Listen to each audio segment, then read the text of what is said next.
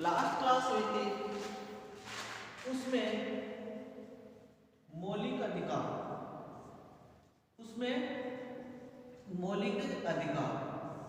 जो अनुच्छेद 12 से 35, मौलिक अधिकार में अनुच्छेद 12 से 35, इसमें हमने अनुच्छेद 30 तक पढ़ लिया था, जिसमें अल्पसंख्यकों को शिक्षा व संस्कृति का अधिकार। आज हम पढ़ेंगे संपत्ति का अधिकार, अनुच्छेद 31। कौन सा? अनुच्छेद 31 जिसका नाम है संपत्ति का अधिकार। क्या नाम है? संपत्ति का अधिकार। आज का टॉपिक रहेगा संपत्ति का अधिकार। इसको 4 भागों में बांटा गया है। कितने भागों में? 4। इसको 4 भागों में बांटा गया है, जिसमें है 31A। इसमें क्या है? 31A। तो इसमें क्या दे रखा है? इसमें दे रखा है कि व्यक्ति के हित के लिए किसी भी व्यक्ति की संपत्ति अधिग्रहण की जा सकती है। इस 31A में क्या दे रखा है? लोक हित के लिए, जनता के हित के लिए किसी भी व्यक्ति की संपत्ति अधिग्रहण की जा सकती है। इस अनुच्छेद के तहत यह दे रखा था कि लोक हित के लिए किसी भी व्यक्ति की संपत्ति अधिग्रहण की जा सकती है। तो इस 31A में लोक हित के लिए किसी भी व्यक्ति की संपत्ति अधिग्रहण की जा सकती है। और इसको कब जोड़ा गया? प्रथम संविधान संशोधन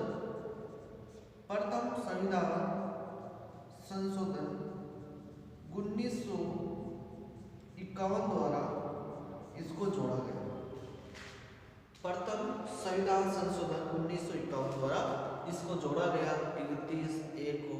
फिर है 31B। 31B में ये दे रखा है कि भूमि सुधार के कानून को लागू करने के लिए किसी भी व्यक्ति के संपत्ति के अधिकार का उल्लंघन हो सकता है। क्या दे रखा है? भूमि सुधार को लागू करने के लिए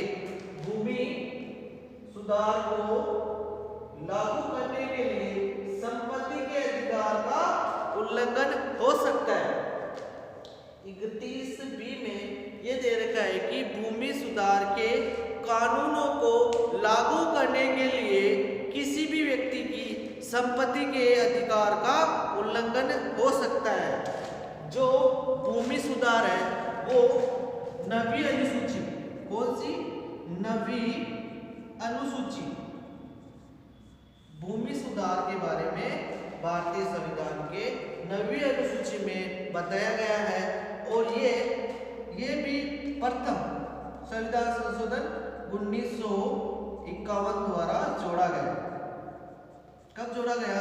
प्रथम संविधान संशोधन 1951 द्वारा जोड़ा गया। इसके बाद में है 31C। इसमें क्या दे रखा है? अनुच्छेद 39B और अनुच्छेद 39C। इसको लागू करने के लिए किसी भी व्यक्ति के संपत्ति के अधिकार का उल्लंघन हो सकता है। 29B और 29C इनमें क्या दे रखा है कि व्यक्ति भारत में जितने भी संसाधन है उनका सामूहिक हित में वितरण होगा। क्या होगा? सामूहिक हित में वितरण होगा। और 39C में दे रखा है कि जो संपत्ति है उसका केंद्रीकरण नहीं होगा। अर्थात भारत में जितनी भी संपत्ति है वो किसी या कुछ व्यक्ति के हाथ में नहीं होंगे, सभी के हाथ में होगी। तो इसके लिए 29B और 29C में जो दे रखा है उनका उल्लंघन हो सकता है, उनके संविधान उसकी संपत्ति के अधिकार का उल्लंघन हो सकता है। ये जोड़ा गया है 25वां संविधान संशोधन 1971 द्वारा। कब जोड़ा गया है? 25वां संविधान संशोधन 1971 द्वारा इसको जोड़ा गया। अब इंपॉर्टेंट ये है 31D। 31D इंपॉर्टेंट क्यों है? कि अगर किसी भी देशद्रोही गतिविधियों में शामिल व्यक्ति की संपत्ति कुर्क की जा सकती है। क्या की जा सकती है? अगर कोई व्यक्ति देशद्रोही गतिविधि में शामिल है तो इसकी संपत्ति कुर्क की जा सकती है, कुर्क की जा सकती है या नीलामी की जा सकती है। तो हम पढ़ रहे थे मौलिक अधिकार। मौलिक अधिकार में अनुच्छेद 30 हमारे लास्ट क्लास में पूरा हो गया था। आज हम पढ़ रहे हैं अनुच्छेद 31। अनुच्छेद 31 में दे रखा है संपत्ति का अधिकार, जिसको 4 भागों में बांटा गया है। कितने भागों में? 4 भागों में बांटा गया है। 31A में लोकहित के लिए जनता की भलाई के लिए किसी भी व्यक्ति की संपत्ति को अधिग्रहण किया जा सकता है। इतना याद रखना, जनता की भलाई के लिए किसी भी व्यक्ति की संपत्ति छीनी जा सकती है। दूसरा, भूमि सुधार के कानूनों को लागू करने के लिए संपत्ति के अधिकार का उल्लंघन हो सकता है। तीसरा है जो जितने भी संसाधन है उनका सामूहिक हित में वितरण होगा, और जो पैसा है जो पैसा वो केंद्रीकरण नहीं होगा, उनका सामूहिक या वितरण होगा। उसके बाद 31D इसमें दे रखा है देशद्रोही गतिविधियों में विलिप्त व्यक्ति को उसकी संपत्ति को कुर्क या नीलाम किया जा सकता है। तो ये तो थे मोटे मोटे तौर पे। अब ये थे, इनको एक संशोधन किया गया संविधान में, 44वां संविधान संशोधन 1978। कौन सा संशोधन किया गया? 44वां संविधान संशोधन 1978। इसके द्वारा इस संपत्ति के अधिकार को मौलिक अधिकार से हटा दिया गया। क्या कर दिया गया? इस संपत्ति के अधिकार को मौलिक अधिकार से हटा दिया गया है और इसे वर्तमान में कानूनी अधिकार माना गया है, जिसे 300A में शामिल किया गया है। कहाँ किया गया है? 300A में इसको शामिल किया गया है। इसे वर्तमान में मौलिक अधिकार से इसको हटा दिया गया है। किसे हटा दिया गया? मौलिक अधिकार से इसको हटा दिया गया है। अब इसके बाद में है, यहां तक लिख लिया सबने, मिटा रहा हूं। इसके बाद में है अनुच्छेद 32। कौन सा है? अनुच्छेद 32। इसमें क्या बता रहा है? अनुच्छेद 32 जो अपने मौलिक अधिकार का अंतिम अधिकार है। उससे पहले हमने समानता का अधिकार पढ़ लिया, स्वतंत्रता का अधिकार पढ़ लिया, और शोषण के विरुद्ध अधिकार पढ़ लिया, धार्मिक स्वतंत्रता का अधिकार, और अल्पसंख्यकों के लिए शिक्षा व संस्कृति का भी अधिकार पढ़ लिया।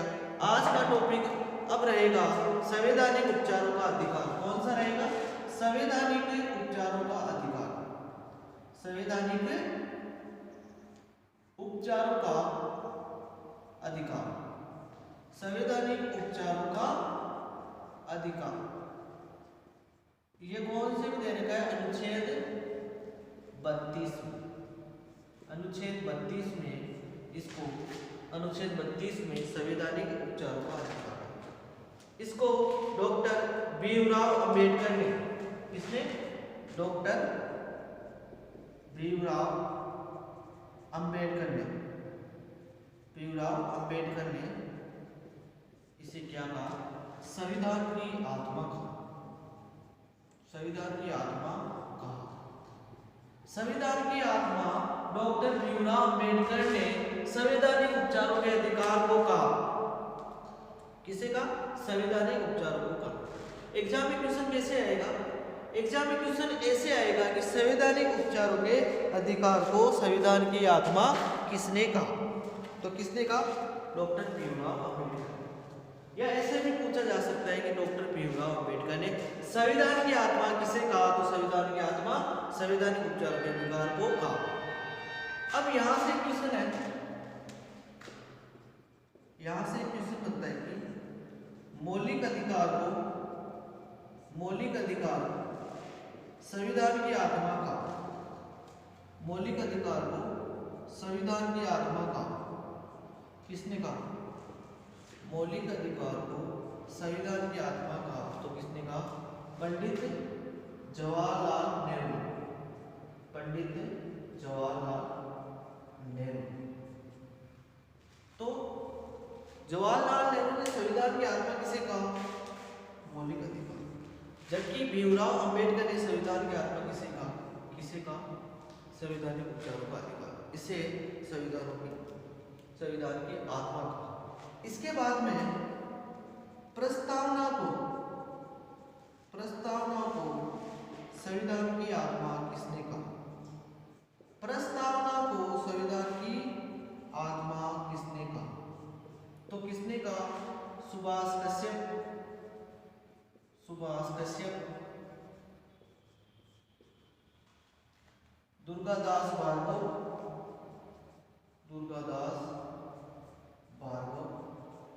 इन लोगों ने भारतीय संविधान की प्रस्तावना है, इसे संविधान की आत्मा कहा। तो यहाँ संविधान की आत्मा के कितने सारे क्वेश्चन बन गए? संवैधानिक उपचारों का अधिकार, इसे तो संविधान की आत्मा भीमराव अम्बेडकर ने कहा। जबकि मौलिक अधिकार को किसने कहा? संविधान की आत्मा पंडित जवाहरलाल नेहरू ने। और प्रस्तावनाओं की संविधान की आत्मा किसने कहा? सुभाष कश्यप, दुर्गादास भार्गव और भी लोगों ने इसे संविधान की आत्मा कहा। तो हम पढ़ रहे हैं संवैधानिक उपचारों का अधिकार। संवैधानिक उपचारों का अधिकार जिसे डॉक्टर भीमराव अम्बेडकर ने क्या कहा? डॉक्टर भीमराव अम्बेडकर ने संविधान की आत्मा कहा। इसमें कहा कि सर्वोच्च न्यायालय को मौलिक अधिकार के संरक्षण के लिए इसके माध्यम से ही मौलिक अधिकारों का संरक्षण किया जाएगा। क्या कहा? सर्वोच्च न्यायालय जो कहाँ स्थित है? नई दिल्ली में स्थित है। सर्वोच्च न्यायालय इसके माध्यम से ही मौलिक अधिकार का संरक्षण करेगा। मौलिक अधिकार का संरक्षण करेगा। किसके माध्यम से? इसके माध्यम संवैधानिक उपचारों के माध्यम से सर्वोच्च न्यायालय मौलिक अधिकारों का संरक्षण करेगा। और ये 5 प्रकार की रिटें जारी करता है। कितने प्रकार की? 5 प्रकार की रिटें जारी करता है। यहाँ से 100% क्वेश्चन बनता है कि 5 प्रकार की रिटें जो सुप्रीम कोर्ट जारी करता है वो कौन कौन सी है? 5 प्रकार की रिटें जारी करता है। कौन करता है? Supreme court. कौन करता है? सुप्रीम कोर्ट करता है या सर्वोच्च न्यायालय करता है या कह दो उच्चतम न्यायालय कह दो, जो नई दिल्ली में स्थित है, वो 5 प्रकार की रिटें जारी करता है। कितने प्रकार की रिटें जारी करता है? 5 प्रकार की रिटें जारी करता है। सबसे पहली रिट कौन सी है? पहली रिट कौन सी है? पहली रिट का नाम है बंदी प्रत्यक्षीकरण। क्या नाम है? बंदी प्रत्यक्षीकरण। 5 प्रकार की रिटें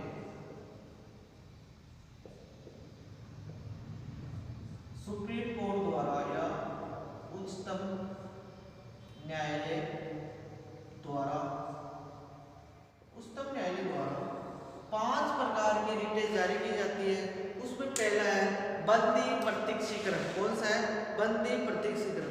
इसके माध्यम से सर्वोच्च न्यायालय या उच्च न्यायालय गिरफ्तार करने वाले व्यक्ति को तीन अधिकारों को आदेश दे सकता है। 3 प्रकार के अधिकारों के आदेश दे सकता है। उससे गिरफ्तारी का कारण पूछ सकता है। क्या कर सकता है? गिरफ्तारी का कारण पूछ सकता है। उससे गिरफ्तारी का कारण पूछ सकता है। और उसे छोड़ने को कह सकता है, उसे सुप्रीम कोर्ट या उच्चतम न्यायालय उसे कह सकता है कि आप जा सकते हो, या उसे छोड़ने को कह सकता है, या 24 घंटे में न्यायालय में लाने का आदेश दे सकता है, न्यायालय में लाने का आदेश दे सकता है, आदेश दे सकता है। तो जो संवैधानिक उपचार उसमें 5 प्रकार की रिटें जारी करता है उच्चतम न्यायालय, 5 प्रकार की रिटें जारी करता है।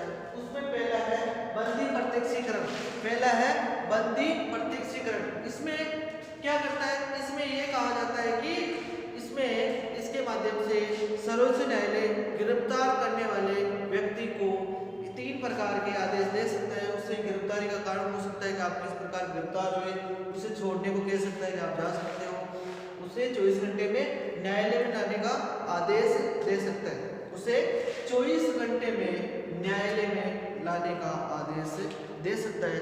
इसके बाद में है अगला है परमादेश। क्या नाम है? परमादेश।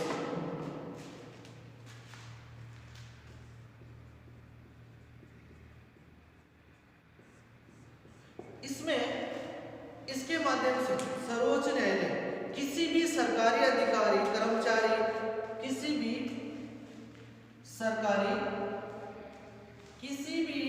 सरकारी अधिकारी या कर्मचारी, सरकारी अधिकारी या कर्मचारी को आदेश दे सकता है या कर्तव्य पालन का आदेश दे सकता है।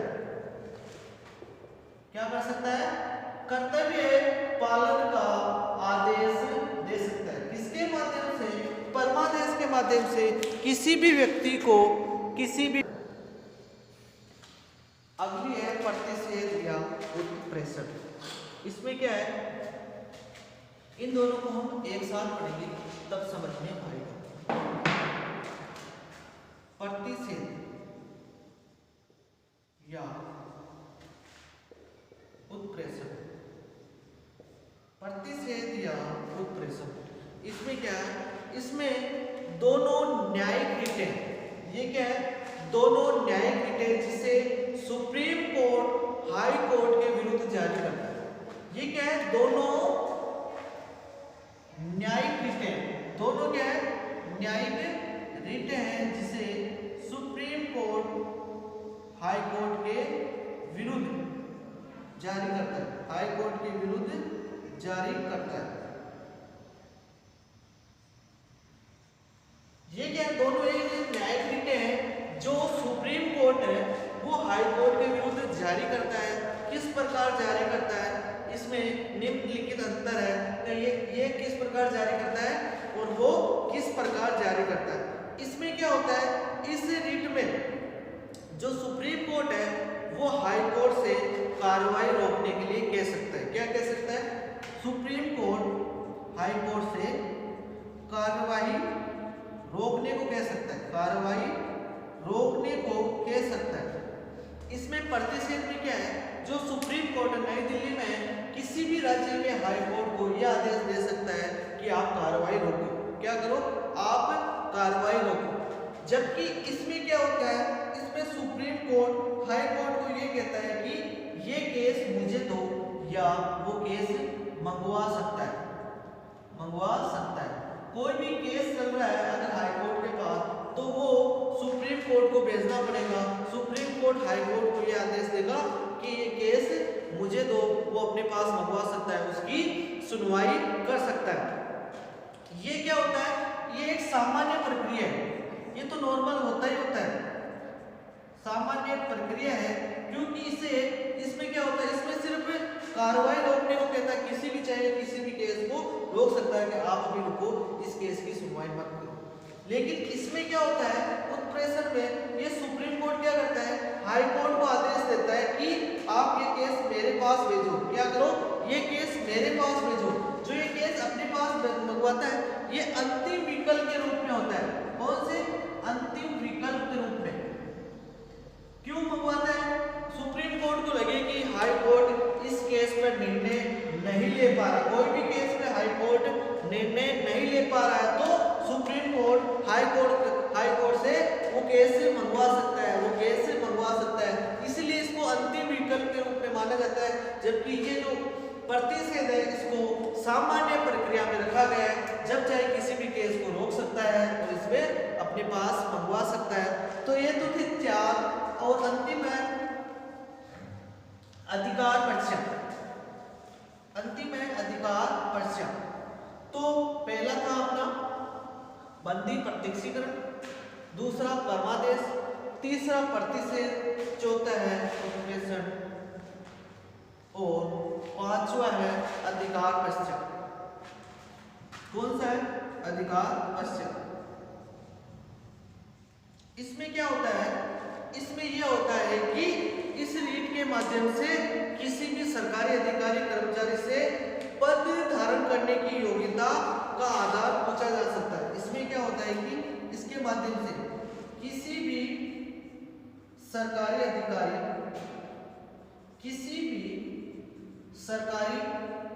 अधिकारी से पद धारण करने की योग्यता पूछ सकता है कि आपके पास क्या योग्यता है, आप इस पद पर धारण करें। किसी भी सरकारी अधिकारी या कर्मचारी से पद धारण करने की योग्यता पूछ सकता है, योग्यता पूछ सकता है। किस आधार पर? इस अधिकार परीक्षा के आधार पर, इस आधार पर ये पूछ सकता है। तो ये संवैधानिक उपचारों के अधिकार, इसमें सुप्रीम कोर्ट के पास 5 प्रकार की रिटें होती है, या कह दो उच्चतम न्यायालय के पास 5 प्रकार की रिटें होती है। वो कौन कौन सी होती है? बंदी प्रत्यक्षीकरण, परमादेश, प्रतिषेध, उत्प्रेषण और अधिकार परीक्षण। ये क्या होती है? 5 प्रकार की रिटें होती है। इसके आधार पर उच्चतम न्यायालय 5 प्रकार की रिटें जारी करता है। कितने प्रकार की रिटें जारी करता है? 5 प्रकार की रिटें जारी करता है। तो संवैधानिक उपचारों को संविधान की आत्मा डॉक्टर भीमराव अंबेडकर ने कहा था। तो ये 5 प्रकार की रिटें, इनका नाम याद रखना। कौन कौन सी रिटें एग्जाम में पूछी जा सकती है, कौन सी है? अनुच्छेद 32 के तहत कौन सी रिटें हैं, तो ये चीज अपने दिमाग में याद रखना कौन कौन सी रिटें हैं। इसके बाद में है अनुच्छेद 32 के बाद में है अनुच्छेद 33। अनुच्छेद 32 के बाद में है अनुच्छेद 36 मौलिक अधिकार। जो अनुच्छेद 12 से 35 के बारे में बताया। अनुच्छेद 32 पढ़ लिया था, अब है अनुच्छेद 33। अनुच्छेद 33 में है कि सैनिक और अर्धसैनिक बलों के मौलिक अधिकारों में कटौती की जा सकती है। जितने भी सैनिक हैं या अर्धसैनिक हैं, जितने भी सैनिक व अर्धसैनिक बलों के मौलिक अधिकारों में कटौती की जा सकती है। मौलिक अधिकारों में कटौती की जा सकती है। क्या की जा सकती है?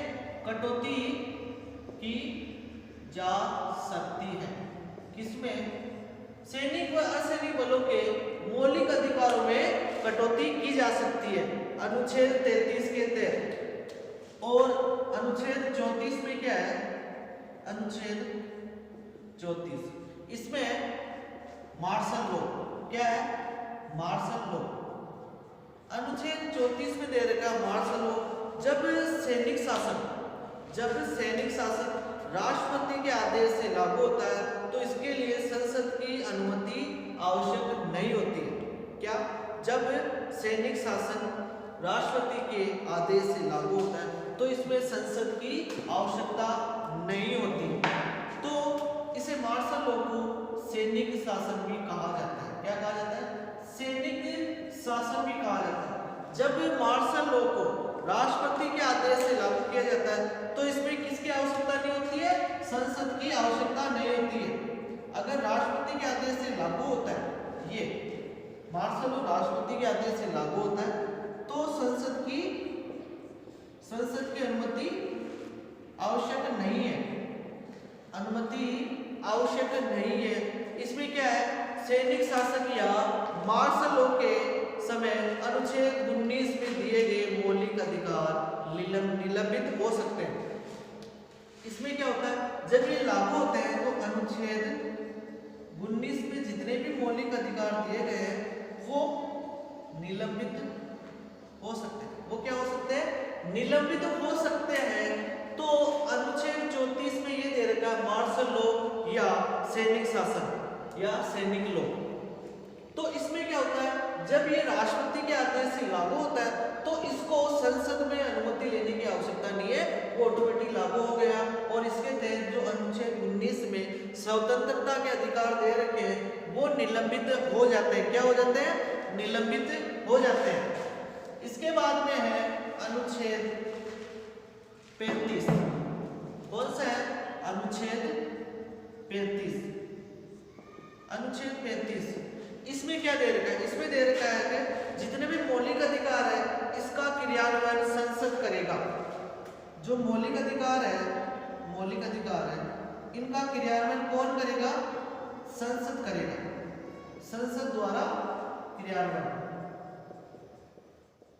तो जो मौलिक अधिकार है उसको क्या कर रखा है, संसद द्वारा इसको क्रियान्वयन किया जाएगा। किसके द्वारा किया जाएगा, संसद द्वारा क्रियान्वयन किया जाएगा।